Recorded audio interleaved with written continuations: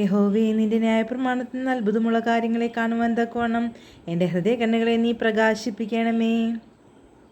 ഉൽപ്പത്തി 6-ാം അധ്യായം. മനുഷ്യൻ ഭൂമിയിൽ പെരുകി തുടങ്ങി. അവർക്ക് പുത്രിമാർ ജനിച്ചപ്പോൾ ദൈവത്തിൻ്റെ പുത്രന്മാർ മനുഷ്യരുടെ പുത്രിമാരെ സൗന്ദര്യമുള്ളവരെന്ന് കണ്ടിട്ട് തങ്ങൾക്ക് ബോധിച്ചവരെയും ഭാര്യമാരായി എടുത്തു. അപ്പോൾ യഹോവ, മനുഷ്യനിൽ എൻ്റെ ആത്മാവ് സദാകാലവും വാദിച്ചുകൊണ്ടിരിക്കുകയില്ല. അവൻ ജഡം തന്നെയല്ലോ. എങ്കിലും അവൻ്റെ കാലം 120 സംവത്സരമാകുമെന്ന് അരുളി ചെയ്തു. അക്കാലത്ത് ഭൂമിയിൽ മല്ലന്മാർ ഉണ്ടായിരുന്നു. അതിൻ്റെ ശേഷവും ദൈവത്തിൻ്റെ പുത്രന്മാർ മനുഷ്യന്മാരുടെ പുത്രിമാരുടെ അടുക്കൽ ചെന്നിട്ട് അവർ മക്കളെ പ്രസവിച്ചു. ഇവരാകുന്നു പുരാതന കാലത്തെ വീരന്മാർ, കീർത്തിപ്പെട്ട പുരുഷന്മാർ തന്നെ. ഭൂമിയിൽ മനുഷ്യൻ്റെ ദുഷ്ടത വലിയതെന്നും അവൻ്റെ ഹൃദയവിചാരങ്ങളുടെ നിരൂപണങ്ങളൊക്കെയും എല്ലായ്പ്പോഴും ദോഷമുള്ളതത്രയെന്നും യഹോവ കണ്ടു. താൻ ഭൂമിയിൽ മനുഷ്യനെ ഉണ്ടാക്കുകൊണ്ട് യഹോവ അനുദപിച്ചു. അതവൻ്റെ ഹൃദയത്തിന് ദുഃഖമായി. ഞാൻ സൃഷ്ടിച്ചിട്ടുള്ള മനുഷ്യനെ ഭൂമിയിൽ നശിപ്പിച്ചു കളയും.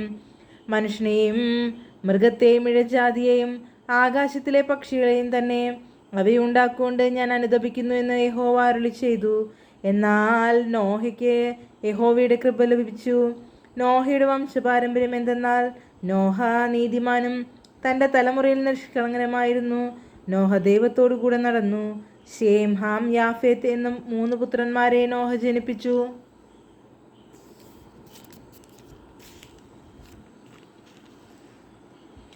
എന്നാൽ ഭൂമി ദൈവത്തിൻ്റെ മുമ്പാകെ വഷളായി. ഭൂമി അതിക്രമം കൊണ്ട് നിറഞ്ഞിരുന്നു.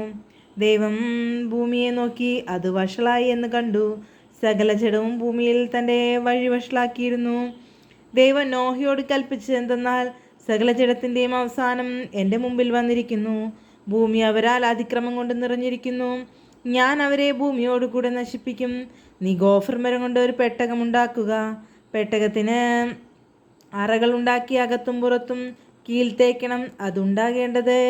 ഉണ്ടാക്കേണ്ടത് എങ്ങനെയെന്നാൽ, പെട്ടകത്തിൻ്റെ നീളം 300 മുഴം, വീതി 50 മുഴം, ഉയരം 30 മുഴം. പെട്ടകത്തിന് കിളിവാതിൽ ഉണ്ടാക്കണം.